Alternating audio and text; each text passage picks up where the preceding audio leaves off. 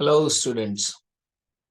तो काफी लंबे टाइम के बाद आज फिर हम बात कर रहे हैं एक टॉपिक के बारे में, and that topic is related with the class 12th।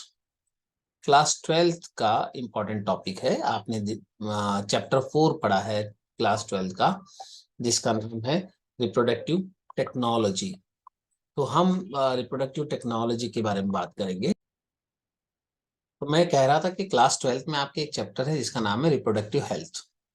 ठीक है। तो उस रिप्रोडक्टिव हेल्थ का एक टॉपिक है जिसके बारे में हम यहाँ पर आज डिस्कशन करेंगे, and that is assisted reproductive technology. तो स्टूडेंट, सबसे पहले यहाँ पर एक बात आती है, एक वर्ड आपका वहां पर है, and that is infertility. What do you mean by the infertility? भाई, इनफर्टिलिटी से क्या मतलब है?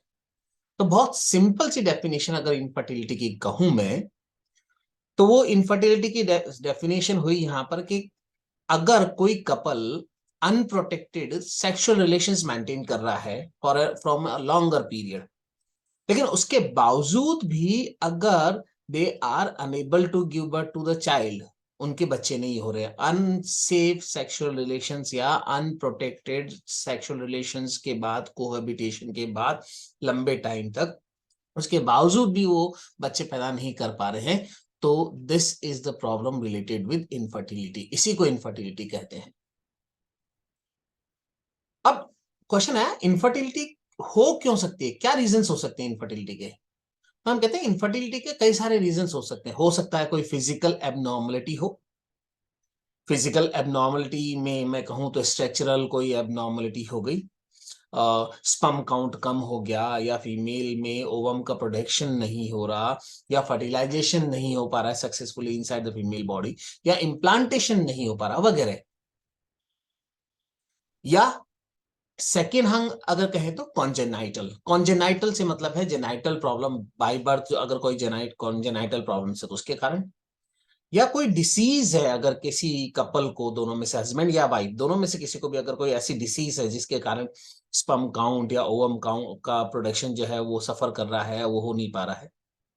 और अगर मैं कहूं तो because of certain side effects of the drugs, काफी लंबे टाइम से कोई ड्रग ले रहे हैं और उसके कारण वहां पर साइड इफेक्ट्स हैं। या इनफर्टिलिटी साइकोलॉजिकली भी हो सकती है, साइकोलॉजिकल स्ट्रेस या डिप्रेशन जैसी कंडीशंस के कारण। और अगर हम कहें तो ये इम्यूनोलॉजिकल रीजंस के कारण भी हो सकती है। So these are the certain common reasons of the infertility. आपसे पूछा जा सकता है रीजंस क्या है, तो ये मैंने कुछ 6 पॉइंट आपको यहाँ पर बताए। फिजिकल हो सकता है, कॉन्जेनाइटल हो सकता है, डिजीज के कारण हो सकता है, यूज ऑफ ड्रग के कारण हो सकता है, साइकोलॉजिकल हो सकता है, या इम्यूनोलॉजिकल प्रॉब्लम्स के कारण जो है किसी कपल के अंदर इनफर्टिलिटी हो सकती है। अब देखिए, एनईपी का एक टॉपिक, आजकल एनईपी के बारे में चल रही है बेटा बात। आप, मैं ये टॉपिक जो है वैसे बेसिकली नीट के स्टूडेंट्स के लिए बता रहा हूं, लेकिन क्लास 12 के स्टूडेंट्स के लिए भी ये उतना ही इंपॉर्टेंट टॉपिक है। ठीक है। नेशनल एजुकेशन पॉलिसी में हम जो है आर्ट इंटीग्रेशन के बारे में भी बात कर रहे हैं। तो आप इस डायग्राम को देखें तो बहुत अच्छे से समझ सकते हैं। हमारी सोसाइटी में एक सोशल स्टिग्मा जो है वो ये है कि basically females are blamed for not having the kids.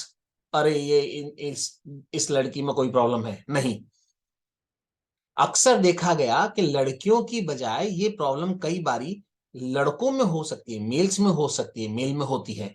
तो हमेशा नॉट नेसेसरी कि सिर्फ लड़कियों में ही इनफर्टिलिटी की प्रॉब्लम हो, लड़कों में भी इनफर्टिलिटी होती है। अब क्वेश्चन आया कि सर ठीक है, इनफर्टिलिटी का मतलब आपने कहा कि भाई कि कोई जो कपल है वो अनप्रोटेक्टेड सेक्स के बाद में भी क्या नहीं पैदा कर पा रहा है, बच्चे नहीं पैदा कर पा रहा है। तो इसका सॉल्यूशन क्या है? What is the solution for the infertility? ठीक है। तो इसका सॉल्यूशन हमारे पास जो है वो क्या है? This is artificial assisted reproductive technology. Assisted reproductive technology, ART। हम इस टॉपिक के अंदर यहां पर कुछ पॉइंट्स डिस्कस करेंगे, जैसे इन विट्रो फर्टिलाइजेशन क्या है, एम्ब्रियो ट्रांसफर, या इन शॉर्ट अगर मैं कहूं तो ET किसे कहते हैं, या जाइगोट इंट्राफैलोपियन ट्रांसफर क्या होता है, या गैमीट इंट्राफैलोपियन ट्रांसफर क्या होता है, या इंट्रा यूट्राइन ट्रांसफर क्या होता है, आर्टिफिशियल इंसेमिनेशन क्या होता है, इन विवो फर्टिलाइजेशन क्या होता है, and artificial intracytoplasmic sperm injection क्या होता है। हम इन टेक्निक्स के बारे में यहां पर बात करेंगे इन डिटेल। तो सबसे पहले मैं यहां पर दो वर्ड्स के बारे में बात करूं। देखो, एक है इन विट्रो फर्टिलाइजेशन और एक है इन विवो फर्टिलाइजेशन। देखो बेटा, इन दो वर्ड्स का मतलब हमेशा ध्यान रखो। इन विवो का मतलब होता है within the body, within the body. In vitro माने within the body, natural condition में विद इन द बॉडी अगर कोई प्रोसेस हो रहा है वो इन विवो है।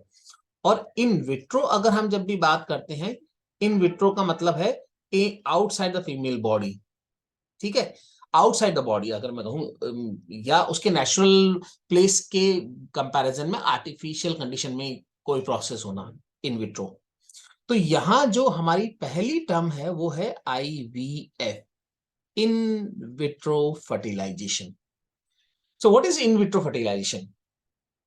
मान लो क्या हो कि किसी फीमेल के अंदर बिकॉज ऑफ सम रीजन, वो फिजियोलॉजिकल हो सकते हैं जैसे मैंने कहा, या साइकोलॉजिकल हो सकते हैं, या सम अदर रीजंस, और उसके कारण फीमेल के अंदर वहां क्या नहीं हो पा रहा है, सक्सेसफुली फर्टिलाइजेशन ही नहीं हो पा रहा है। और सक्सेसफुली अगर फर्टिलाइजेशन नहीं हो रहा है तो उस केस में क्या होगा, जायगोट नहीं बनेगा। जायगोट नहीं बनेगा तो इम्प्लांटेशन और प्रेगनेंसी अचीव होने के चांसेस भी कम है।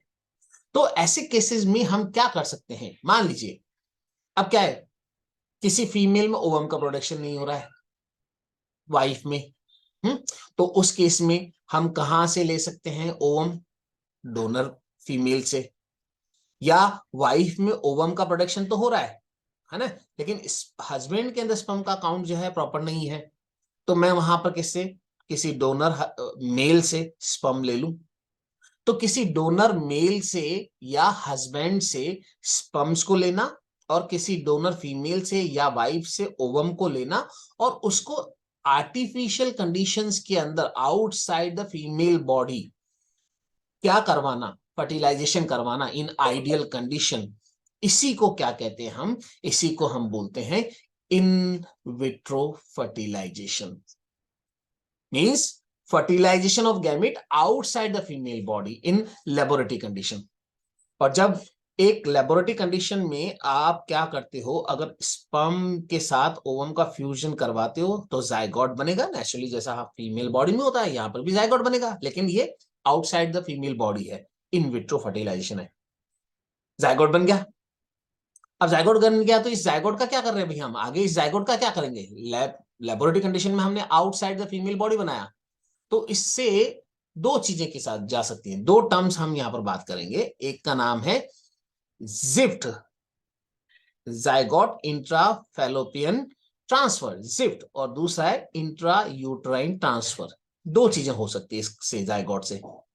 या तो ये जायगोट जो है, अब इसका डेवलपमेंट इन विट्रो कंडीशन में हो रहा है तो इसको 2 सेल्ड, फिर 4 सेल्ड, फिर 8 सेल्ड, अप टू 8 ब्लास्टोमियर वाला जब क्या बन जाए, अर्ली एम्ब्रियो बन जाए, early embryo up to 8 blastomere या जायगोट।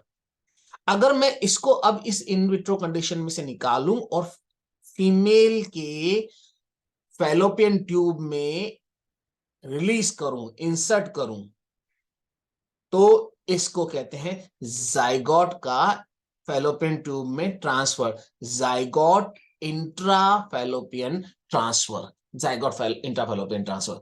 ध्यान देना, यहां खास बात जो है, ये कब तक होगा? Maximum up to the 8 blastomere condition, इससे ज्यादा नहीं। यानी 4 हो सकता है, 2 हो सकता है, या जाइगोटिक कंडीशन हो सकता है, लेकिन मोर देन 8 नहीं होगा। और इसको कहेंगे हम जाइगोट इंट्राफैलोपियन ट्रांसफर। आपसे शॉर्ट फॉर्म्स के एक्सपैंड फॉर्म पूछे जा सकती है, जिफ्ट का एक्सपैंड फॉर्म बताओ, या कहा जिफ्ट का मतलब क्या होता है, ऐसा पूछा जा सकता है। और अगला जो है वो है, अगर मान लीजिए एम्ब्रियो में मोर देन 8 ब्लास्टोमियर हो, जैसे 16 ब्लास्टोमियर कंडीशन या 32 ब्लास्टोमियर कंडीशन में, भाई मान लो अब इस कंडीशन में हम एम्ब्रियो को जो है इंप्लांट करना चाहते हैं, तो क्या हम फैलोपियन ट्यूब में करेंगे? नहीं, फैलोपियन ट्यूब में हम उसको इंप्लांट नहीं करेंगे। क्यों? अगर फैलोपियन ट्यूब में आपने करा तो देखो ब्लास्टुला कितना होता है, 32 टू 64 सेल स्टेज वाला होता है, ध्यान करो। अगर ये फैलोपियन ट्यूब में इस समय इंसर्ट किया गया तो हो सकता है, ये संभावना है कि ये जब ब्लास्टोला स्टेज में आए उससे पहले ये ओविडक्ट में से निकल के यूट्रस तक आए ना, और ओविडक्ट में ही या फेलोपियन ट्यूब में ये क्या हो जाए, इम्प्लांट हो जाए, तो ऐसे केस में तो एक्टोपिक प्रेगनेंसी हो जाएगी। इसलिए मोर देन 8 ब्लास्टोमियर का जब एम्ब्रियो होता है तो हम उसको अब फेलोपियन ट्यूब में ट्रांसफर नहीं करते, उसके बजाय कहां ट्रांसफर करते हैं, नाउ इट इज ट्रांसफर्ड और रिलीज इनटू द यूट्रस। और इसीलिए इस टेक्निक को क्या कहते हैं, इंट्रा यूट्राइन ट्रांसफर। ये देखो, ये यहां पर दे रखा है मैंने, इंट्रा यूट्राइन ट्रांसफर। तो इसको इंट्रा यूट्राइन ट्रांसफर कहा जाता है। मेरे हिसाब से तीनों टर्म्स आपको क्लियर हो गई होगी। आईवीएफ, आईवीएफ का मतलब लेबोरेटरी कंडीशन में क्या डोनर या हस्बैंड एंड डोनर या फीमेल के ओवम एंड स्पर्म को क्या करना, कंट्रोल कंडीशन में फर्टिलाइजेशन कराना, आईवीएफ। फिर अप टू 8 ब्लास्टोमियर तक अगर हम ट्रांसफर करते हैं तो फेलोपियन ट्यूब में करेंगे, इसको हमने कहा जाइगोट इंट्राफेलोपियन ट्रांसफर। और अगर मोर देन 8 ब्लास्टोमियर करते हैं तो हम इसको क्या कहते हैं यहाँ पर, this is called intra uterine transfer. क्यों? क्योंकि इसमें हम यूट्रस में ट्रांसफर करते हैं इस एम्ब्रियो को। नाउ यहां एक क्वेश्चन आता है, गिफ्ट। What is gift? पहली चीज तो गिफ्ट की फुल फॉर्म क्या है? गिफ्ट मतलब गैमिट इंट्राफेलोपियन ट्रांसफर। क्या बोला मैंने? Gamete intrafallopian transfer. अब मान लो कोई फीमेल है, जैसे मैंने इस पिक्चर के थ्रू आपको ये चीज समझाने की कोशिश की है। मान लो एक फेक फीमेल है, इस फीमेल में ओवम प्रोडक्शन नहीं हो रहा है, नो ओवम प्रोडक्शन, ठीक है, because of some reasons, menstrual cycle नहीं है या एट्रेशिया इन ओवरी है, सो मेनी रीजंस में भी दिया, और इसके कारण से इसमें ओवम प्रोड्यूस नहीं हो रहा है। हस्बैंड में नॉर्मल नंबर ऑफ स्पर्म है, सब कुछ है, लेकिन फिर भी ये फीमेल क्या नहीं कर सकती, प्रेगनेंसी अचीव नहीं कर पाएगी, क्योंकि इसमें ओवम प्रोड्यूस नहीं हो रहा है। इस ओवम में, इस फीमेल में ओवम प्रोड्यूस नहीं हो रहा है, लेकिन अगर इस फीमेल में क्या हो, ओवम होता, तो सक्सेसफुली उसका फर्टिलाइजेशन हो सकता था, इंप्लांटेशन हो सकता था, प्रेगनेंसी भी अचीव कर सकती थी ये फीमेल। लेकिन प्रॉब्लम ये है कि इसमें ओवम ही प्रोड्यूस नहीं हो रहा है। नाउ व्हाट, अगर कोई एक डोनर फीमेल, अगर एक कोई डोनर फीमेल यहां पर क्या करे, अगर एक डोनर फीमेल इसको क्या कर दे, यहां पर ओवम ट्रांसफर कर दे, ओवम डोनेट कर दे भैया कि ठीक है ये ओवम लो है, और ये ओवम जो है यहां से इस फीमेल बॉडी में इंसर्ट कर दिया जाए और वहां इसका क्या हो, successfully fertilization, in vivo fertilization inside the female body, in vivo fertilization हो नॉर्मल तरीके से। तो इसके लिए इस फीमेल ने क्या किया, यहां से इस डोनर फीमेल ने ओवम ट्रांसफर किए, इस डोनर फीमेल से हमने ओवम जो गैमिट है, फीमेल गैमिट है, उसका ट्रांसफर किया कहां पर, into the fallopian tube. And because of this, इसका नाम क्या है इस टेक्निक का, गिफ्ट। गिफ्ट माने गैमिट, गैमिट कौन सा, ओवम, गैमिट ओवम का कहां transfer, intrafallopian transfer. This intrafallopian transfer is called as GIFT. ठीक है, मेरे हिसाब से समझ में आ गया होगा। याद रखिए, अगर किसी फीमेल में फर्टिलाइजेशन सक्सेसफुली हो सकता है, इम्प्लांटेशन हो सकता है, ये फीमेल डिलीवरी नॉर्मली तरीके से कर सकती है, लेकिन उसमें ओवम ही प्रोड्यूस नहीं हो रहा है, तो सिर्फ हमको क्या चाहिए, ओवम चाहिए। तो कोई डोनर क्या कर दे, ओवम डोनेट कर दे, तो वो ओवम का ट्रांसफर या गैमीट का transfer into the fallopian tube is what, this is called gamete intrafallopian transfer. Now next, अगली टेक्निक है intracytoplasmic sperm injection, in short ICSI, intracytoplasmic sperm injection. देखो ये भी एक लेबोरेटरी कंडीशन में किए जाने वाला प्रोसेस है। अगर इसकी डेफिनेशन आप देखो तो बिल्कुल समझ में आता है यहां पर बहुत अच्छे से, कि अगर हम क्या करें ओवम के अंदर, जैसे मैंने यहां पर देखो ये ओवम दिखाया है ना, ठीक है, दिस इज द ओवम जो यहां पर दिखाया है। अगर मैं ओवम के अंदर बाय यूजिंग द माइक्रोपिपेट्स और माइक्रो नीडल्स डायरेक्टली इस ओवम को कोई सीवियर डैमेज किए बिना क्या कर सकूं, अगर सीधा डायरेक्टली स्पर्म का न्यूक्लियस या स्पर्म को मैं यहां पर इंजेक्ट कर पाऊं into the cytoplasm of ovum, तो इसको क्या कहेंगे, इंट्रासाइटोप्लाज्मिक स्पर्म इंजेक्शन कहेंगे। क्या बोला मैंने, injection of sperm directly into the cytoplasm of ovum, लेकिन ध्यान रखना ये कहां होगा, लेबोरेटरी कंडीशन में। Then this technique is what, this technique is called as intra cytoplasmic sperm injection. Now the next technique, अगली टेक्निक के बारे में बात करें। अगला वर्ड जो है यहां पर आर्टिफिशियल इंसेमिनेशन। देखो नॉर्मली एक मेल का कॉइटस के एंड में, इन एंड ऑफ द कॉइटस है ना, नॉर्मली क्या होता है, एंड ऑफ द कॉइटस एक मेल जो है फीमेल बॉडी में क्या करता है, सीमन इजैक्यूलेट करता है। ओके, फीमेल बॉडी में इजैक्यूलेट करता है semen. This is what, this is called insemination. अब सपोज करो किसी मेल के अंदर ड्यू टू सर्टेन रीजंस क्या है, इनेबिलिटी है टू रिलीज द सीमन और sperms in the female body, वो फीमेल की बॉडी में इंसेमिनेट ही नहीं कर पाता है। ठीक है, मान लो यह है बिकॉज ऑफ इम्पोर्टेंसी। इंपॉर्टेंसी माने किसी मेल के अंदर मान लो स्पर्म में इरेक्शन ही नहीं है, बिकॉज ऑफ दिस क्या वो मेल क्या नहीं कर सकता, सक्सेसफुल सेक्सुअल रिलेशंस मेंटेन नहीं कर सकता, और स्पर्म्स जो है या सीमन जो है वो फीमेल बॉडी में इंसेमिनेट ही नहीं कर सकता।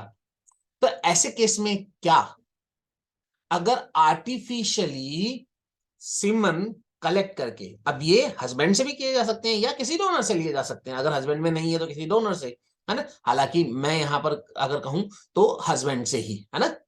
तो जब भी हम क्या करें, अगर हम स्पर्म को इंसेमिनेट करें artificially into the female body, then this is what artificial insemination.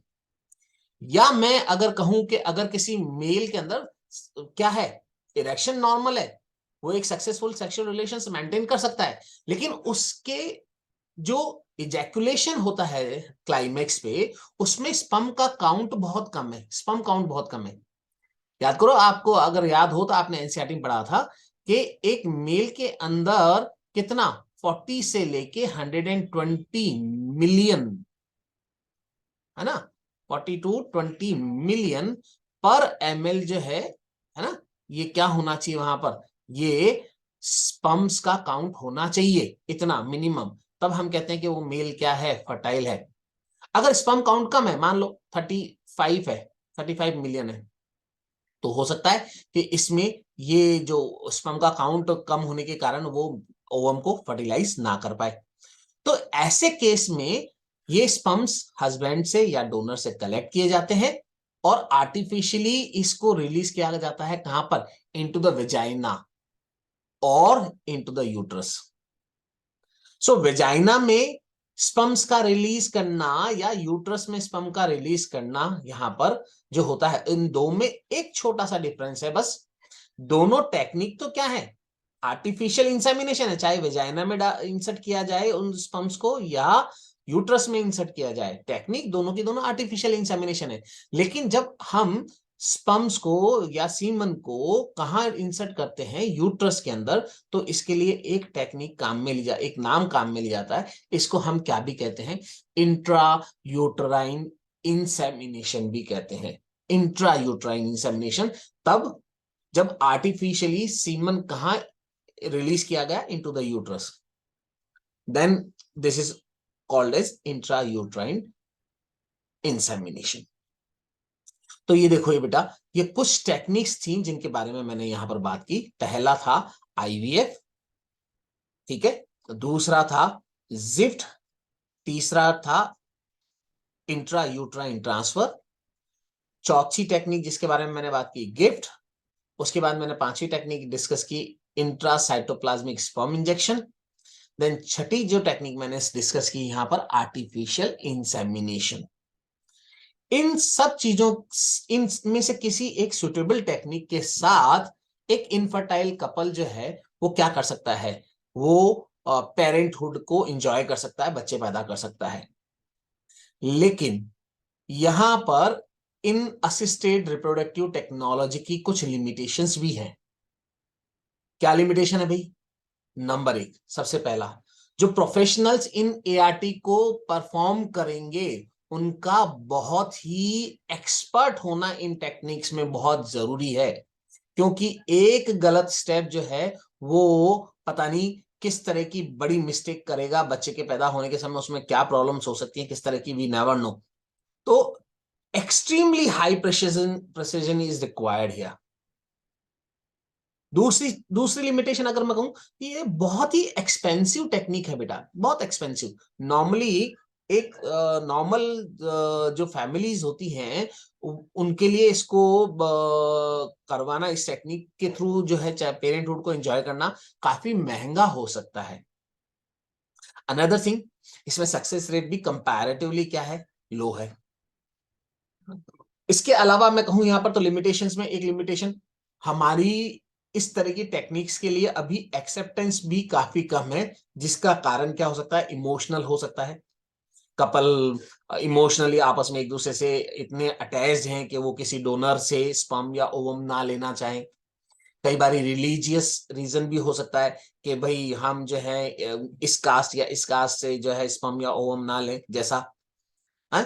या सोशल फैक्टर्स भी हो सकते हैं, सोसाइटी में अभी हमारी जो एक्सेप्टेंस है इन सारी चीजों के लिए वो भी अभी काफी कम है। But yes, these are the certain limitations. तो क्या करें सर, क्या एक कपल को बिना बच्चों के रहना चाहिए? भाई क्यों रहना चाहिए बिना बच्चों के? आप और दूसरा एक तरीका भी तो अपना सकते हो। इस दुनिया में बहुत सारे अनाथ बच्चे हैं, है या नहीं है? ऑर्फन हाउस में बहुत सारे अनाथ बच्चे हैं। आप लीगली इन बच्चों को क्या कर सकते हो, अडॉप्ट कर सकते हो। लीगली अडॉप्ट करो और पेरेंटहुड को एंजॉय करो। क्या परेशानी है? कोई परेशानी नहीं है, समझे? तो ये बात हुई हमारी ART के बारे में, असिस्टेड रिप्रोडक्टिव टेक्नोलॉजी के बारे में। मैं इन शॉर्ट वापस 2 मिनट के अंदर इसको रिवाइज कर दूं कि हमने जो डिस्कस किया वो क्या था। ART वो टेक्निक है जो हमको उस कंडीशन में जब कोई कपल जो है लंबे टाइम से अनप्रोटेक्टेड सेक्स करने के बावजूद भी चिल्ड्रंस को पैदा नहीं कर पा रहा, बच्चों को पैदा नहीं कर पा रहा है, तो उनको जो हेल्पिंग टूल या टेक्निक जो एक मिल सकती है आर्टिफिशियल कंडीशन में, वो कहलाती है ART। जिसमें पहला है इन विट्रो फर्टिलाइजेशन, यानी लेबोरेटरी कंडीशन में किसी डोनर से या हस्बैंड से या किसी डोनर फीमेल से या वाइफ से ओवम एंड स्पर्म को कलेक्ट करके और लेबोरेटरी कंडीशन में उसको फर्टिलाइज करवाना कहलाता है इन विट्रो फर्टिलाइजेशन। फिर उस इन विट्रो फर्टिलाइजेशन के बाद जब उसका ओवम का डेवलपमेंट, जायगोट का डेवलपमेंट होता है, तो अगर वो 8 सेल्ड तक, अप टू 8, बिफोर दैट या अप टू 8 तक के को उसको ट्रांसफर करते, तो हमको इसको ट्रांसफर करना पड़ता है फेलोपियन ट्यूब में, जिसको कहते हैं हम यहाँ पर जायगोट इंट्रा फेलोपियन ट्रांसफर। लेकिन अगर ये एम्ब्रियो जो है मोर देन 8 ब्लास्टोमियर वाला हो जाए, तो अब इसको हम फेलोपियन ट्यूब में ट्रांसफर नहीं कर सकते, इसको हमको ट्रांसफर करना पड़ेगा इन द यूट्रस। तो उस केस में हम इस टेक्निक को बोलेंगे इंट्रा यूट्राइन ट्रांसफर। ठीक है। गिफ्ट मैंने कहा था कि जब कभी कोई फीमेल जो है अगर वो ओवम प्रोड्यूस करने में अनेबल है, तो किसी डोनर फीमेल से ओवम को उसकी बॉडी में रिलीज करना is called as gamete intrafallopian transfer. और ये फीमेल अब नॉर्मल सेक्सुअल रिलेशन के थ्रू जो है स्पर्म जब रिसीव करती है अपनी वाइफ, अपने हस्बैंड से, तो उनके साथ फर्टिलाइजेशन एंड सक्सेसफुल प्रेगनेंसी करके डिलीवरी कर सकती है। तो फीमेल में ओवम का transfer into the fallopian tube is called gamete intrafallopian transfer. अगर हम स्पर्म को डायरेक्टली या स्पर्म न्यूक्लियस को डायरेक्टली क्या करें, किसी ओवम के साइटोप्लाज्म में रिलीज कराएं आर्टिफिशियली, तो इसको हम कहते हैं इंट्रासाइटोप्लाज्मिक स्पर्म इंजेक्शन। इसी तरह से आर्टिफिशियल इंसेमिनेशन का मतलब कहा था कि जब कभी किसी मेल में इनएबिलिटी हो to inseminate into the female body, या किसी मेल में एबिलिटी तो हो इंसेमिनेशन की लेकिन स्पर्म काउंट क्या है, लो है, तो उस केस में हम क्या करते हैं, उस मेल से सीमन कलेक्ट करते हैं और आर्टिफिशियली उस सीमन को जो है उस फीमेल के वेजाइना में या यूट्रस में ट्रांसफर किया जाता है। This is called artificial insemination. जब यूट्रस में ट्रांसफर करते हैं तो इस आर्टिफिशियल इंसेमिनेशन को हम क्या कहते हैं, इंट्रा यूट्राइन इंसेमिनेशन कहते हैं। लिमिटेशंस क्या बोली मैंने कहा एक्सपर्ट्स चाहिए जो कि बहुत प्रोफेशनल हो, ये क्वाइट एक्सपेंसिव होती है, सक्सेस रेट कम होती है, और अभी emotional religious and social factors के कारण इसकी एक्सेप्टेंस भी काफी कम है। तो इसका एक दूसरा ऑल्टरनेटिव सॉल्यूशन जो हमारे पास हो सकता है कि हम क्या करें, ऑर्फन हाउसेज में से अनाथ बच्चों को लीगली अडॉप्ट करें और उन बच्चों की देखभाल करें। इससे हम जो है पितृत्व एंड मातृत्व का सुख ले सकते हैं और बच्चों को जो है, एक अनाथ बच्चों को भी माँ और बाप का प्यार मिल सकता है। तो हमको इस चीज को भी बढ़ावा देना चाहिए। उम्मीद है आपको ये टॉपिक समझ में आ गया होगा। हम फिर बात करते हैं अगले टॉपिक के बारे में। जल्द ही मैं मिलता हूं आपसे फिर, और मैं कोशिश करूंगा कि बहुत फ्रिक्वेंटली जो है वापस आपको वीडियोस जो हैं यहाँ पर अपलोड करूं। प्लीज लाइक करें, शेयर करें एंड सब्सक्राइब करें।